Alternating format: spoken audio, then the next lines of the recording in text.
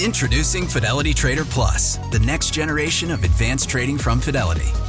Customize your tools and charts and access them seamlessly across desktop, web, and mobile. For faster trades, anywhere you go. Try the all-new Fidelity Trader Plus. Learn more about our most powerful trading platform yet at fidelity.com/trader plus. Investing involves risk, including risk of loss. Fidelity Brokerage Services, LLC. Member NYSE, SIPC. When you need to build up your team to handle the growing chaos at work, use Indeed Sponsored Jobs. It gives your job post the boost it needs to be seen and helps reach people with the right skills, certifications, and more. Spend less time searching and more time actually interviewing candidates who check all your boxes. Listeners of this show will get a $75 sponsored job credit at Indeed.com/podcast. That's Indeed.com/podcast. Terms and conditions apply. Need a hiring hero? This is a job for Indeed Sponsored Jobs. Una mujer judía camina por un pasillo de mármol. Sus sandalias no hacen ruido. Detrás de ella hay 127 provincias que van desde la India hasta Etiopía. Delante de ella hay un trono de oro y sentado en ese trono está el hombre más poderoso del planeta, el rey de Persia. Ella no fue invitada, nadie la llamó. Y según la ley persa, entrar a la sala del trono sin ser convocada tiene una sola consecuencia: la muerte.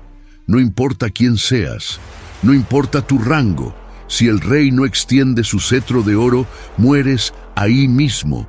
Su nombre es Esther, y está a punto de hacer algo que cambiará la historia de Israel para siempre. Pero esta historia no empieza con Esther, empieza mucho antes. Empieza con una pregunta que casi nadie se hace, y es una pregunta que cuando la entiendes de verdad, cambia completamente la manera en que ves las noticias sobre Irán e Israel hoy. La pregunta es esta: ¿por qué Dios eligió a Persia? De todos los imperios de la antigüedad, de todas las naciones que existieron, ¿por qué fue Persia el imperio que Dios usó más veces para salvar a su pueblo?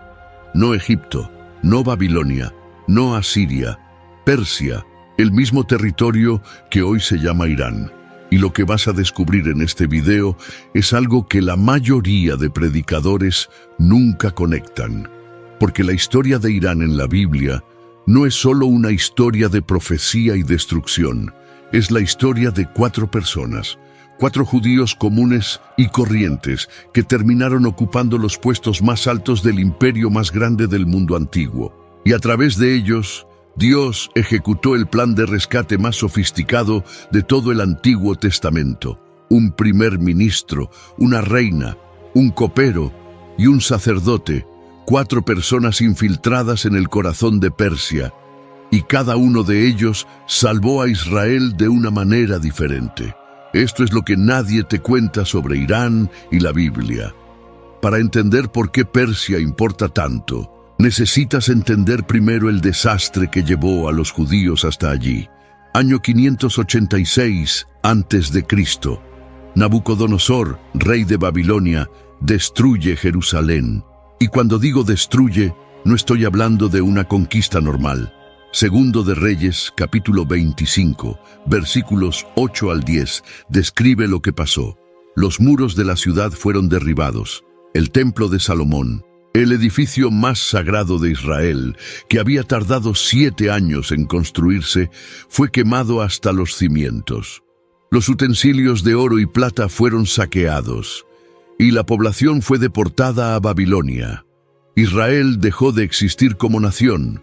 No había templo, no había ciudad, no había gobierno, no había tierra. Todo lo que definía a Israel había sido borrado del mapa. Ahora piensa en esto desde la perspectiva de un judío deportado. Tu templo fue destruido, tu ciudad fue quemada. Estás viviendo como esclavo en un imperio extranjero. Tus vecinos adoran ídolos y comen alimentos que tu ley prohíbe. Y la gran pregunta que te carcome por dentro es esta: Dios nos abandonó. Se acabó todo. Las promesas que hizo a Abraham, a Moisés, a David, ya no valen. Ese era el estado emocional de Israel cuando empieza nuestra historia. Destrucción total, desesperanza absoluta. y un silencio de Dios que parecía definitivo. Pero Dios no estaba en silencio. Estaba preparando algo que nadie podía imaginar. Estaba a punto de infiltrar el imperio más poderoso del mundo con 4 agentes estratégicamente posicionados. Y el primero de ellos ya estaba adentro. Daniel.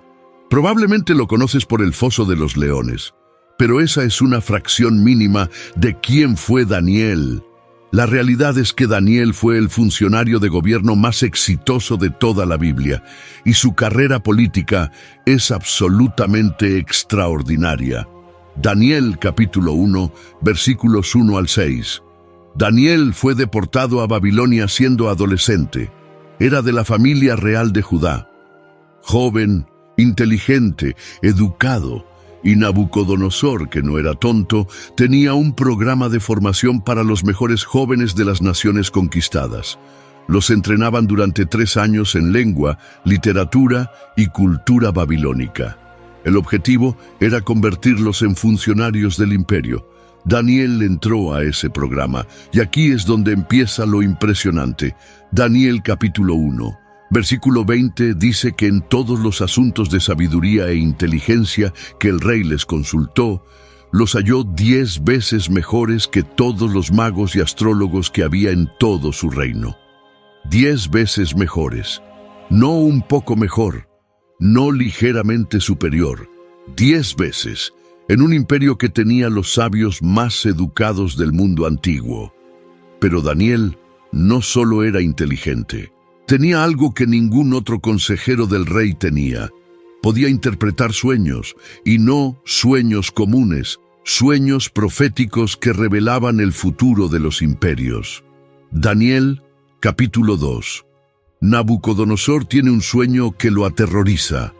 Una estatua gigante con cabeza de oro, pecho de plata, vientre de bronce, piernas de hierro y pies de hierro mezclado con barro. Ninguno de los sabios de Babilonia puede interpretarlo, pero Daniel sí, y lo que le dice al rey es escalofriante. Le dice que la cabeza de oro es Babilonia, que después vendrá un imperio inferior, representado por la plata, luego otro de bronce, luego uno de hierro. La plata fue el imperio medo-persa, el bronce fue Grecia, el hierro fue Roma. Daniel le dijo al rey de Babilonia exactamente qué imperios gobernarían el mundo durante los siguientes 500 años, y acertó en cada uno. Pero aquí viene lo que importa para nuestra historia. Esa interpretación del sueño no solo le dio a Daniel fama, le dio poder.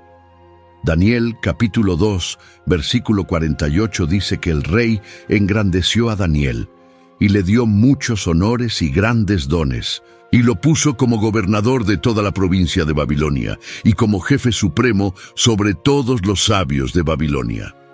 Un judío adolescente deportado se convirtió en el segundo hombre más poderoso de Babilonia, un esclavo gobernando a sus captores. Eso no es coincidencia, eso es estrategia divina. Y fíjate en lo que viene, porque la parte más increíble de la carrera de Daniel no fue en Babilonia, fue en Persia. Año 539 a.C., Babilonia cae. El imperio que había destruido Jerusalén, que había quemado el templo, que había deportado a todo el pueblo de Dios, es conquistado en una sola noche. Daniel capítulo 5 registra esa noche, el famoso festín de Belsasar. Una mano misteriosa escribe en la pared. Y esa misma noche, los ejércitos de Ciro el persa entran en Babilonia, desviando el río Éufrates y accediendo por debajo de los muros de la ciudad. Adobe Firefly is the all-in-one creative studio with AI-powered image and video editing for today's creative process. Built for creators of every kind, Firefly helps you generate, edit, and experiment fast. Because the asks aren't getting smaller, the budgets aren't getting bigger, and the timelines, oh yeah, still tight. With all the best creative AI models in one place, Firefly brings your ideas to life. Unlock a better way to make with Adobe Firefly. Tomorrow morning is knocking. Stock your fridge now. How about a creamy mocha frappuccino drink? Or a sweet vanilla? Smooth caramel maybe? Or a white chocolate mocha? Whichever you choose, delicious coffee awaits. Find Starbucks Frappuccino drinks wherever you buy your groceries.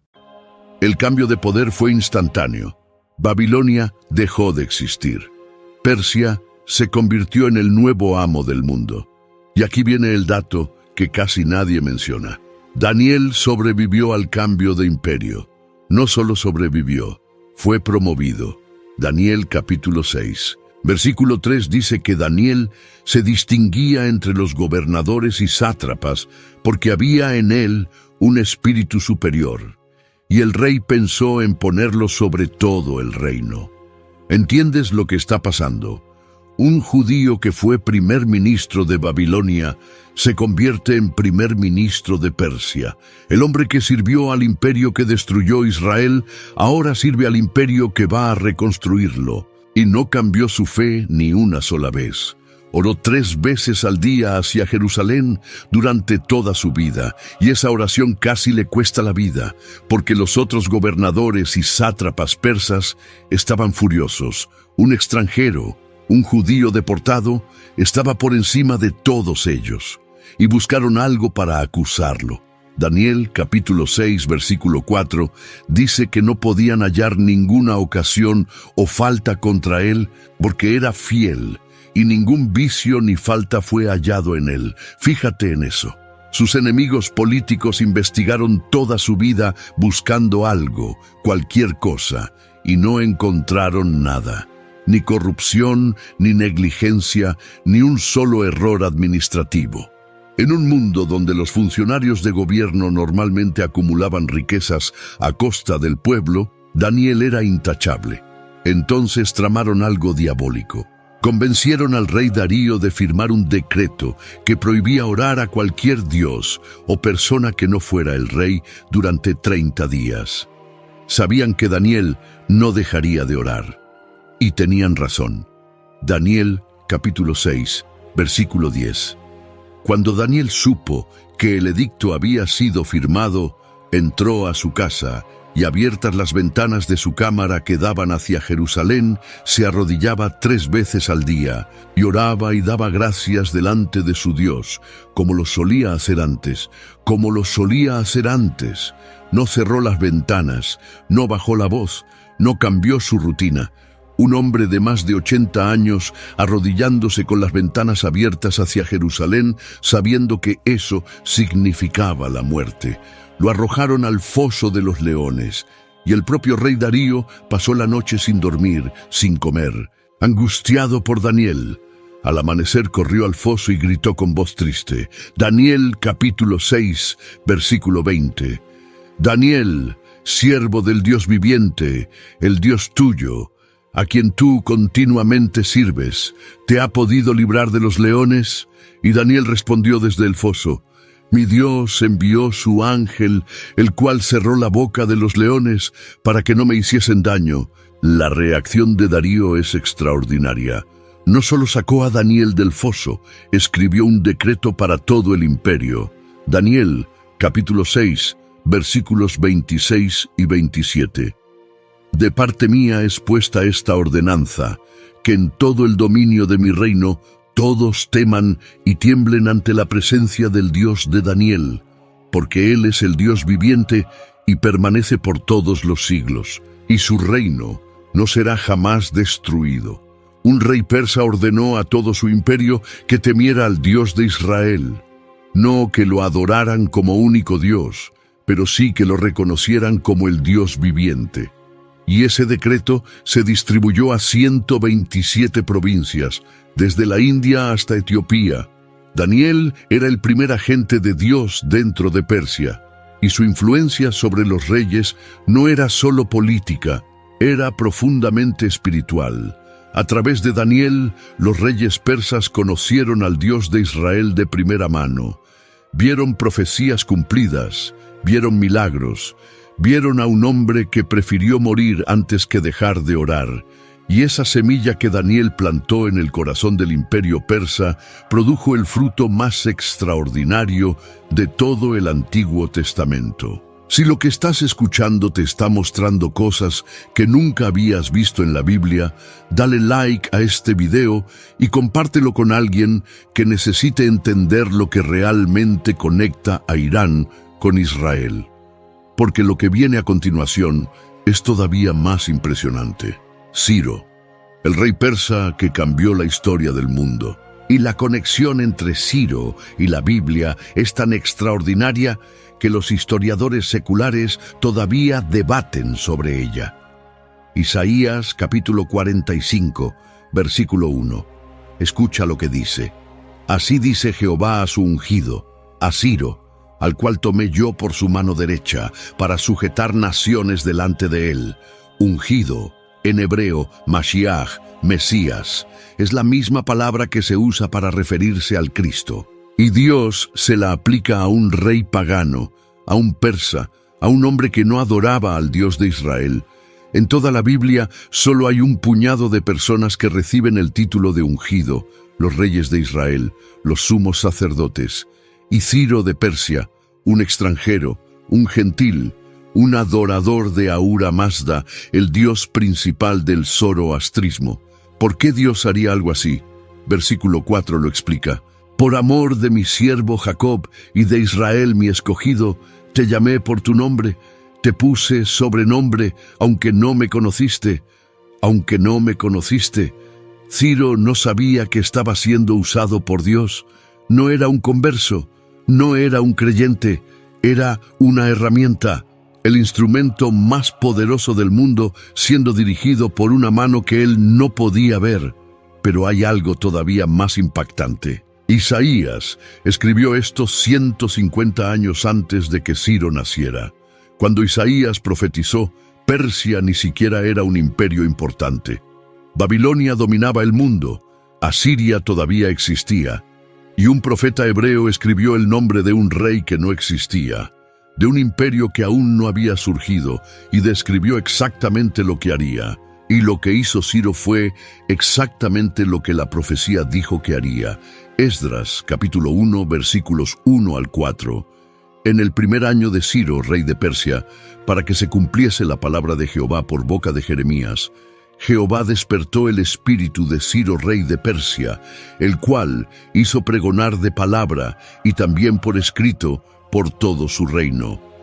Así ha dicho Ciro, rey de Persia: Jehová, el Dios de los cielos, me ha dado todos los reinos de la tierra, y me ha mandado que le edifique casa en Jerusalén, que está en Judá. Ciro liberó a los judíos, los envió de vuelta a Jerusalén, les devolvió los utensilios del templo que Nabucodonosor había robado, y financió la reconstrucción del templo con dinero del tesoro imperial persa. ¿Captas la magnitud de esto? El rey más poderoso del mundo envía a un pueblo esclavo de regreso a su tierra, les devuelve sus objetos sagrados y paga la reconstrucción de su templo. Eso no pasa en la historia antigua. Los imperios no liberan esclavos, no financian templos de dioses que no adoran. Eso no tiene precedente, y Daniel estaba ahí, en la corte de Ciro, como primer ministro. Muchos historiadores creen que Daniel le mostró a Ciro la profecía de Isaías, donde aparecía su nombre. El historiador judío Josefo registra que los judíos le presentaron a Ciro el libro de Isaías y que el rey se asombró al ver su propio nombre escrito en un texto de 150 años de antigüedad. ¿Ves el patrón? Daniel fue plantado en Babilonia décadas antes. Sobrevivió al cambio de imperio. Se convirtió en primer ministro de Persia. Y desde esa posición influenció al rey para que cumpliera una profecía que había sido escrita antes de que ninguno de ellos naciera. El primer agente había completado su misión, pero Dios no terminó con Persia, porque la liberación de Ciro resolvió un problema pero creó otro. Los judíos regresaron a Jerusalén. Sí, pero no todos. Muchos se quedaron en Persia. Algunos porque habían construido vidas allí, otros porque no tenían recursos para el viaje. Y esos judíos que se quedaron estaban completamente vulnerables. y 50 años después del decreto de Ciro, esa vulnerabilidad casi los destruye. Asuero, también conocido por su nombre griego Jerjes I, era el nuevo rey de Persia, un hombre completamente diferente a Ciro, impulsivo, vanidoso, capaz de destituir a una reina solo porque no obedeció una orden en una fiesta. Y ese hombre gobernaba sobre 127 provincias con millones de judíos dispersos en ellas. Y en la corte de Asuero había un hombre llamado Amán. Esther, capítulo 3, versículo 1, lo describe como Agageo. Esa palabra es crucial. Agageo, descendiente de Agag, rey de los amalecitas. Y los amalecitas eran los enemigos históricos más antiguos de Israel. Desde el tiempo de Moisés, Amalec había atacado a Israel, y ahora un descendiente de esos enemigos era el segundo hombre más poderoso de Persia. Amán odiaba a los judíos, y cuando un judío llamado Mardoqueo se negó a inclinarse ante él, Amán decidió que no bastaba con castigar a un solo hombre. Decidió exterminar a todos los judíos del imperio. Todos, hombres, mujeres, niños. Esther, capítulo 3, versículo 13. Se enviaron cartas por medio de correos a todas las provincias del rey, con la orden de destruir, matar y exterminar a todos los judíos, jóvenes y ancianos, niños y mujeres, en un mismo día, el día 13 del mes 12º, que es el mes de Adar, y de apoderarse de sus bienes. Esto fue un decreto de genocidio, firmado, sellado y distribuido por todo el imperio, y era irrevocable. Según la ley persa, un decreto firmado por el rey no podía ser anulado, ni siquiera por el propio rey. Los judíos estaban sentenciados a muerte, y no había solución legal posible. Pero Dios ya tenía a su segundo agente en posición, Esther, una huérfana judía criada por su primo Mardoqueo, una joven que fue llevada al palacio real como candidata para reemplazar a la reina Vasti y que se convirtió en reina de Persia. Piensa en la cadena de eventos. Para que Esther llegara al trono, primero Vasti tuvo que desobedecer al rey. Luego el rey tuvo que enojarse lo suficiente como para destituirla. Luego tuvo que organizarse una búsqueda de nueva reina en todo el imperio. Luego Esther tuvo que ser seleccionada entre miles de candidatas. Luego tuvo que agradar al rey más que todas las demás. Cada uno de esos eslabones tenía que caer exactamente en su lugar. Y aquí viene algo que hace del libro de Esther uno de los textos más extraordinarios de toda la Biblia. En todo el libro de Esther, 16 capítulos si contamos la versión griega con adiciones, o 10 capítulos en la versión hebrea canónica, Dios no es mencionado ni una sola vez, ni una. No hay milagros visibles, no hay plagas, no hay mares que se abren, no hay fuego del cielo, no hay voz audible. Esther es el único libro de la Biblia donde Dios opera completamente desde el segundo plano. Invisible, silencioso, pero controlando cada pieza del tablero. Mardoqueo lo sabía. Esther, capítulo 4, versículo 14. Sus palabras a Esther son una de las frases más famosas de la Biblia. Y quién sabe si para esta hora has llegado al reino. Para esta hora. Mardoqueo no dice, por casualidad eres reina. Dice, para esta hora. Hay propósito. Hay diseño, hay un plan detrás de cada coincidencia aparente. Y Esther tomó la decisión más valiente que puede tomar un ser humano. Decidió entrar a la presencia del rey sin ser invitada, arriesgando su vida por su pueblo. Esther, capítulo 4, versículo 16. Entra al rey, aunque no sea conforme a la ley, y si perezco, que perezca. Si perezco, que perezca. Esa frase contiene más teología que muchos sermones de una hora. Es la decisión de poner la supervivencia de tu pueblo por encima de tu propia vida. Es la disposición a morir por algo más grande que tú. Y cuando Esther entró a la sala del trono, el rey extendió su cetro. No la mató, la escuchó, Y lo que siguió fue una cadena de coincidencias tan precisas que solo pueden explicarse por una mano invisible moviendo cada pieza. Esther no reveló su petición inmediatamente. Fue estratégica. Invitó al rey y a Amán a un banquete, y luego a otro. 2 banquetes, generando expectativa, haciendo que el rey se preguntara qué quería esta mujer que estaba dispuesta a morir por pedirlo. Y entre el primer y segundo banquete sucedió algo que no tiene explicación natural. Esther, capítulo 6, versículo 1. Esa noche se le fue el sueño al rey, el insomnio de un monarca. Parece un detalle menor, pero ese insomnio cambió todo, porque el rey pidió que le leyeran las crónicas del reino, y justo encontraron el registro de cómo Mardoqueo había descubierto una conspiración para asesinar al rey, y Mardoqueo nunca había sido recompensado. Al día siguiente, cuando Amán entró para pedir permiso para colgar a Mardoqueo, el rey le preguntó: ¿qué se hará al hombre cuya honra desea el rey? Amán, pensando que el rey hablaba de él, describió la honra más extravagante que se le ocurrió. Desfilarlo por la ciudad con ropas reales y corona. This spring, Uber Eats has you covered. Whether you're celebrating mom, dad, or your favorite grad, not all of us are great planners, and with the Uber Eats gift hub, you don't have to be. Send flowers, perfume, champagne, or just their favorite meal straight to their door. Gifts arrive in as little as 25 minutes, and you can add a personalized video message for that additional so-not-last-minute touch. So this spring, get a leg up on gift giving with Uber Eats. Last-minute gifts that land every time. Must be 21 or older to purchase alcohol. Product availability varies per region. See app for details. Starting a business can seem like a daunting task, unless you have a partner like Shopify. They have the tools you need to start and grow your business. From designing a website to marketing to selling and beyond, Shopify can help with everything you need. There's a reason millions of companies like Mattel, Heinz, and Allbirds continue to trust and use them. With Shopify on your side, turn your big business idea into... Sign up for your $1 per month trial at shopify.com/special offer. Montado en el caballo del rey, con un heraldo gritando su honor.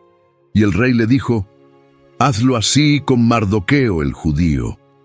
La cara de Amán en ese momento. El hombre que planeaba colgar a Mardoqueo tuvo que vestirlo con ropas reales y desfilarlo por la ciudad como héroe. En el segundo banquete, Esther finalmente reveló la verdad, que ella era judía, que Amán planeaba exterminar a todo su pueblo, y que ella misma estaba incluida en ese decreto de muerte.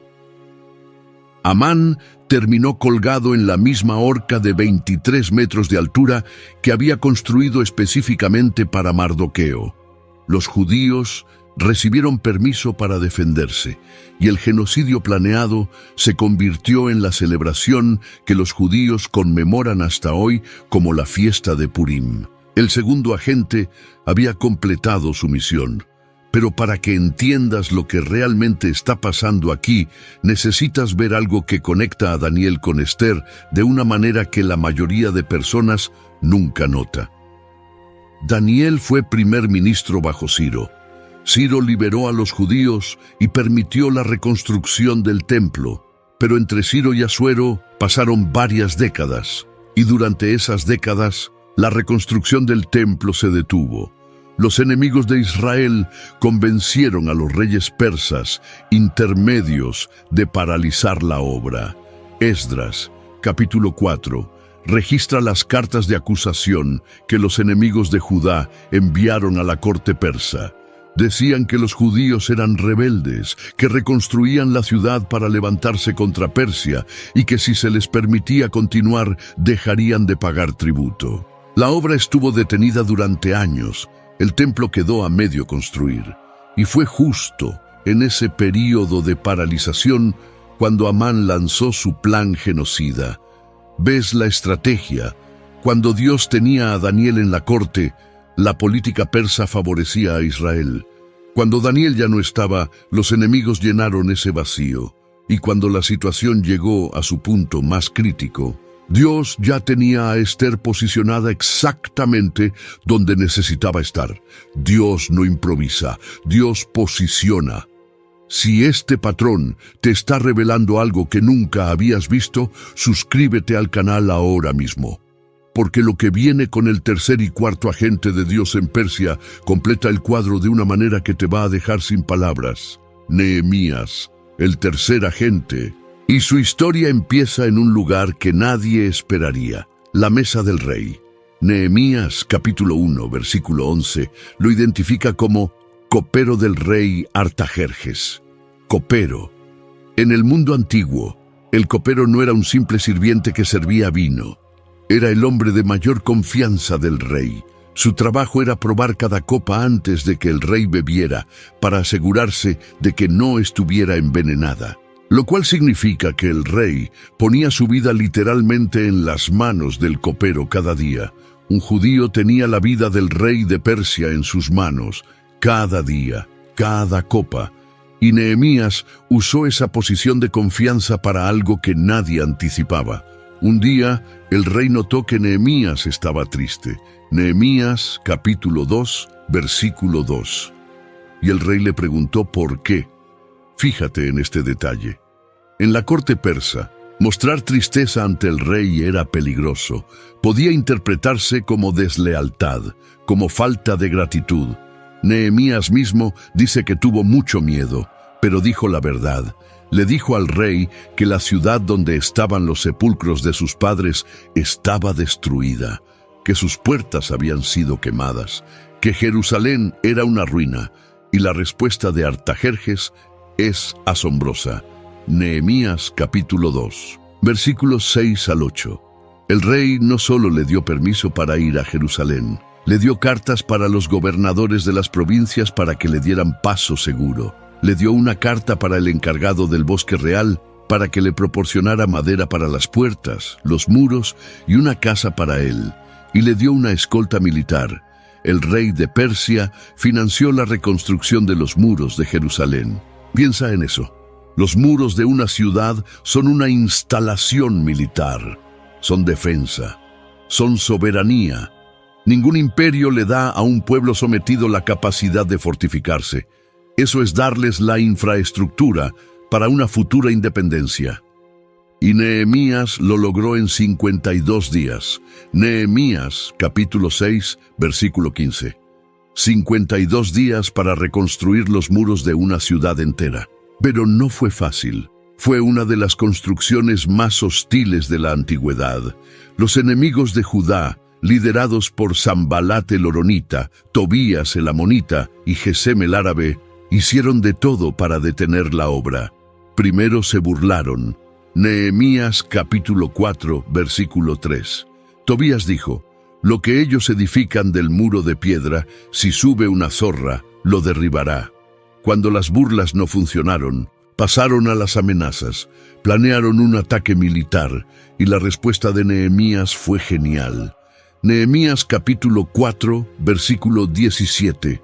Los que edificaban el muro y los que llevaban cargas trabajaban con una mano en la obra y con la otra tenían la espada. Constructores armados, albañiles con espada en la cintura, trabajando de día y vigilando de noche, sin quitarse la ropa ni soltar las armas. Eso es determinación a otro nivel. Cuando las amenazas no funcionaron, intentaron engañarlo. Lo invitaron a reuniones fuera de Jerusalén, intentando tenderle una trampa. Lo acusaron falsamente de querer hacerse rey. Contrataron profetas falsos para asustarlo. Y Nehemías respondió con una frase que resume todo su carácter. Nehemías, capítulo 6, versículo 3. Yo hago una gran obra y no puedo ir, porque cesaría la obra, dejándola yo para ir a vosotros. Yo hago una gran obra. No se dejó distraer, no se dejó intimidar, no se dejó manipular, y en 52 días los muros estaban completos. Cuando los enemigos se enteraron, el texto dice que se sintieron humillados, porque reconocieron que por Dios había sido hecha esta obra. Daniel consiguió la liberación. Esther evitó el genocidio. Nehemías reconstruyó los muros. Pero faltaba algo, faltaba la pieza más importante de todas, porque Israel podía tener un templo, podía tener muros, podía tener una ciudad, pero sin la Torá, sin la ley, sin la identidad espiritual que los definía como pueblo, todo lo demás no servía de nada. Y ahí entra Esdras, el cuarto agente, un sacerdote y escriba que el texto bíblico describe con una frase que lo dice todo. Esdras, capítulo 7, versículo 10. Porque Esdras había preparado su corazón para escudriñar la ley de Jehová y para cumplirla, y para enseñar en Israel sus estatutos y decretos. Esdras no era un político como Daniel, no era una reina como Esther, no era un constructor como Nehemías. Esdras era un maestro. Ryan Reynolds here from Mint Mobile. I don't know if you knew this, but anyone can get the same premium wireless for $15 a month plan that I've been enjoying. It's not just for celebrities. So do like I did and have one of your assistants switch you to Mint Mobile today. I'm told it's super easy to do at mintmobile.com/switch. Upfront payment of $45 for 3-month plan, equivalent to $15 per month required. Intro rate first 3 months only, then full price plan options available. Taxes and fees extra. See full terms at mintmobile.com. Y lo que hizo fue restaurar algo que 70 años de exilio casi habían destruido: la identidad espiritual de Israel. Cuando los judíos regresaron de Babilonia, muchos de ellos habían olvidado la Torá. Habían crecido en un imperio pagano, hablaban arameo, no hebreo. Se habían casado con mujeres de otros pueblos, habían adoptado costumbres extranjeras. Israel estaba viva como nación, pero muerta como pueblo del pacto. Esdras llegó con autoridad del rey Artajerjes. Esdras, capítulo 7, versículos 21 al 26, registran el decreto del rey persa, y es un decreto extraordinario. El rey le da a Esdras plata, oro, trigo, vino, aceite y sal sin límite para el servicio del templo. Exime de impuestos a todos los sacerdotes, levitas, cantores, porteros y sirvientes del templo, y le da autoridad para nombrar magistrados y jueces sobre todo el pueblo judío, un rey persa pagano, financiando la restauración religiosa de Israel, dándole a un sacerdote judío autoridad judicial sobre su propio pueblo dentro del imperio. Eso no tiene paralelo en la historia antigua. Y lo que Esdras hizo con esa autoridad fue algo que define al judaísmo hasta el día de hoy. Nehemías, capítulo 8, describe la escena. Esdras se paró sobre una plataforma de madera ante todo el pueblo, abrió el libro de la ley y leyó desde el amanecer hasta el mediodía. Y los levitas que estaban con él traducían y explicaban el significado, porque muchos ya no entendían el hebreo antiguo. Versículo 9 dice que todo el pueblo lloraba al escuchar las palabras de la ley. Lloraban. Gente que había vivido toda su vida sin conocer la Torá estaba escuchándola por primera vez. Y la emoción era tan profunda que Esdras y Nehemías tuvieron que decirles que no lloraran, que ese era un día de alegría, no de tristeza. Ese momento, esa lectura pública de la Torá, fue el nacimiento del judaísmo tal como lo conocemos. Antes del exilio, la religión de Israel giraba alrededor del templo y los sacrificios. Después de Esdras, giró alrededor del texto, del estudio, de la sinagoga. Moisés ya había ordenado la lectura pública de la Torá cada 7 años, en Deuteronomio 31. Pero Esdras la convirtió en práctica regular y sistemática, con traducción y explicación incluidas. Esa metodología se convertiría en la tradición de la sinagoga. Y esa misma tradición fue la que Jesús encontró 500 años después, cuando entraba a las sinagogas y leía los rollos. 4 agentes, 4 misiones completadas. Daniel consiguió la liberación política. Ciro ejecutó el decreto profético. Esther evitó la extinción. Nehemías reconstruyó la infraestructura. Y Esdras restauró el alma, y todo eso sucedió dentro de Persia, dentro de Irán. Ahora necesitas ver el cuadro completo, Porque cuando pones a estos 4 agentes en perspectiva, emerge un patrón que es imposible de ignorar. Dios no envió un ejército para rescatar a Israel de Babilonia, no mandó plagas como en Egipto, no abrió el mar como en el Éxodo. En la era persa, Dios usó una estrategia completamente diferente: infiltración. Posicionó personas ordinarias en lugares extraordinarios. Un adolescente deportado que se convirtió en primer ministro, una huérfana que se convirtió en reina, un copero que se convirtió en gobernador, un sacerdote que se convirtió en reformador nacional. Ninguno de ellos buscó el poder los encontró a ellos. Ninguno de ellos planeó salvar a Israel. Las circunstancias los pusieron en posición de hacerlo, y ninguno de ellos operó con milagros visibles. Operaron con fe, valentía y obediencia en situaciones imposibles. Y hay algo más que conecta a estos 4 personajes, algo que casi nadie menciona. Los 4 mantuvieron su identidad judía dentro de un imperio que intentaba asimilarlos. Daniel se negó a comer la comida del rey. Esther ayunó 3 días antes de entrar al trono. Nehemías oró antes de hablar con Artajerjes. Esdras se rasgó las vestiduras cuando vio que los judíos se habían mezclado con otros pueblos. Estaban dentro del sistema, pero no eran del sistema. Servían al rey persa, pero adoraban al Dios de Israel. Ocupaban los puestos más altos del imperio, pero nunca olvidaron de dónde venían. Esa tensión entre estar dentro del mundo y no ser del mundo es exactamente la misma tensión que Jesús describe en Juan, capítulo 17, versículo 16. No son del mundo, como tampoco yo soy del mundo. Lo que Jesús enseñó como principio, Daniel, Esther, Nehemías y Esdras lo vivieron como realidad diaria en las cortes de Persia. Pero ahora viene la parte que cambia todo, porque todo lo que te he contado hasta aquí es historia, documentada, verificable, celebrada tanto por judíos como por cristianos, como por historiadores seculares. Persia fue el imperio que más favoreció a Israel en toda la antigüedad. Ciro los liberó. Darío financió el templo. Artajerjes financió los muros y la restauración de la Torá. Los reyes persas trataron a los judíos mejor que cualquier otro imperio antes o después de ellos. Y ahora mira el mapa del mundo actual. Irán, el mismo territorio que fue Persia, la misma tierra donde Daniel oró, donde Esther caminó hacia el trono, donde Nehemías sirvió vino al rey, donde Esdras copió la Torá.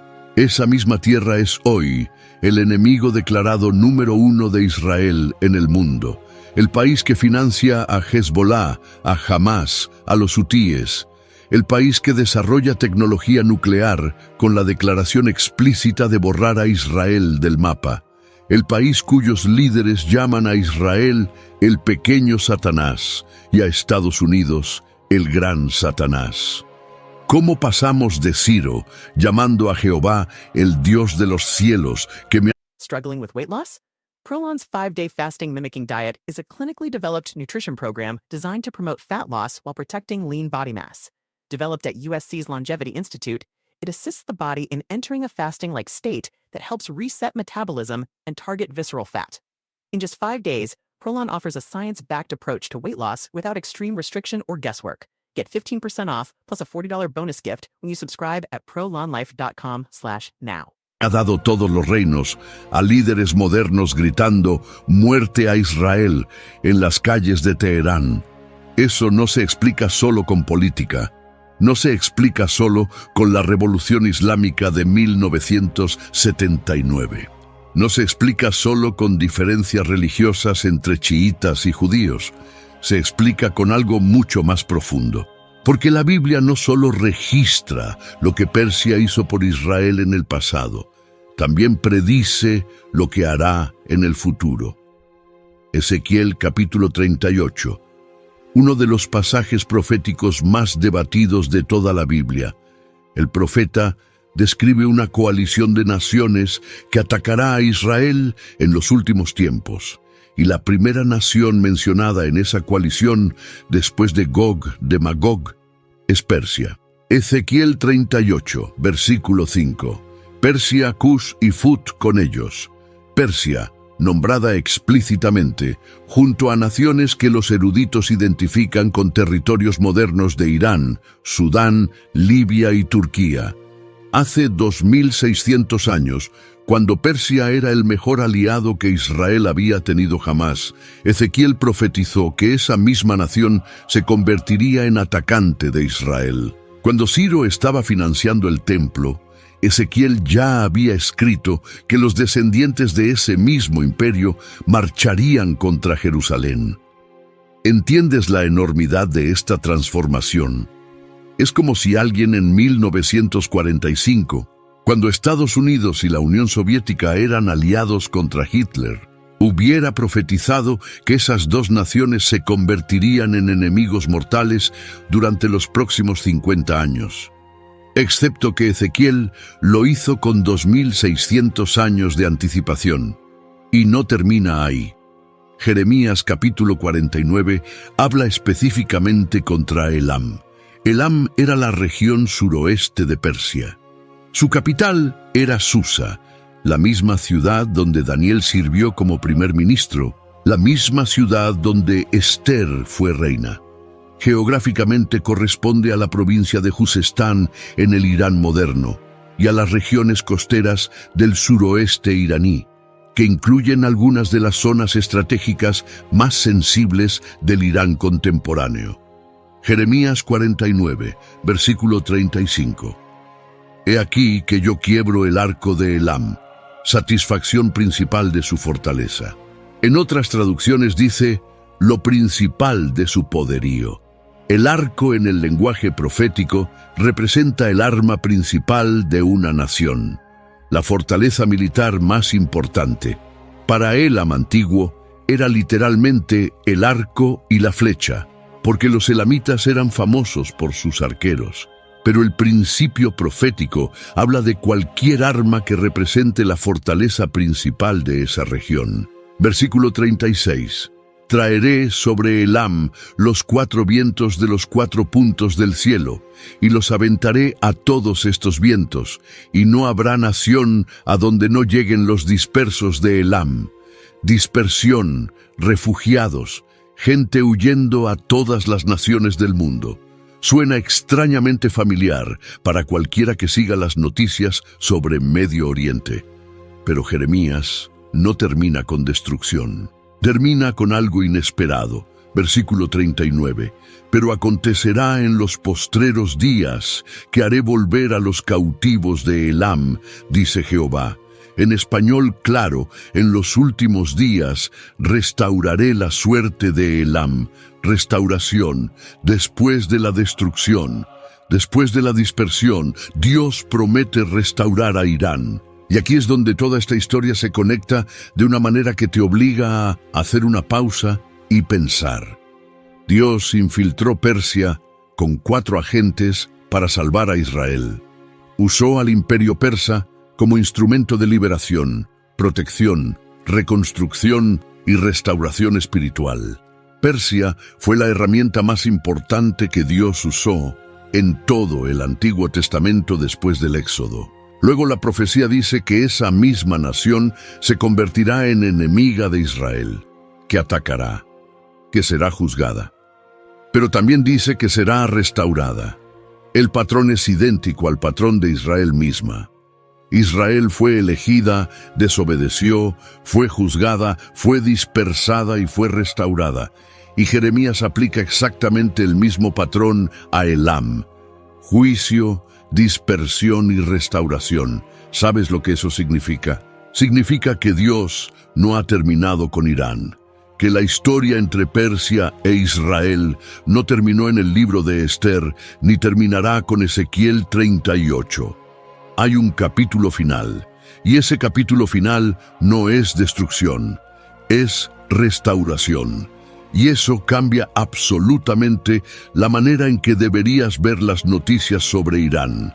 porque detrás de cada titular sobre misiles, sanciones y amenazas nucleares, hay una historia que empezó hace 2600 años, con un adolescente judío que se negó a comer la comida del rey, y que no terminará hasta que se cumplan las últimas palabras de Jeremías 49.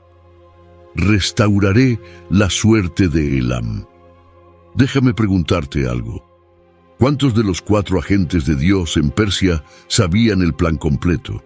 ¿Cuántos de ellos entendían todo lo que Dios estaba haciendo? Ninguno. Daniel no sabía que su influencia sobre Ciro llevaría a la liberación de Israel. Esther no sabía cuando era niña que terminaría salvando a su pueblo de un genocidio. Nehemías no sabía que servir vino lo pondría en posición de reconstruir Jerusalén. Esdras no sabía que un decreto persa lo convertiría en el restaurador del judaísmo. Ninguno vio el plano completo, pero cada uno obedeció en su momento. Cada uno fue fiel en su posición. Cada uno mantuvo su identidad en medio de un imperio que no conocía a su Dios. Y juntos, sin coordinarse entre ellos, sin un comité de planificación, sin WhatsApp ni correos electrónicos, ejecutaron el plan de rescate más sofisticado de todo el Antiguo Testamento. Eso es lo que la Biblia revela sobre Irán. No es solo una nación enemiga, no es solo una amenaza profética, es la prueba más poderosa de que Dios puede usar a cualquier nación, a cualquier gobierno, a cualquier circunstancia para cumplir sus propósitos. Incluso cuando esa nación no lo conoce, incluso cuando esa nación se opone activamente a su pueblo. Y si Dios pudo infiltrar el imperio más grande del mundo antiguo con 4 personas ordinarias y cambiar el curso de la historia, la pregunta que queda no es sobre Irán, es sobre ti. ¿En qué posición te ha puesto Dios? ¿En qué imperio estás viviendo? Y quién sabe si para esta hora has llegado exactamente donde estás. Si este video te mostró algo que nunca habías visto sobre Irán y la Biblia, haz clic en el video que está apareciendo en tu pantalla ahora mismo. Lo que vas a encontrar ahí complementa perfectamente lo que acabamos de descubrir juntos.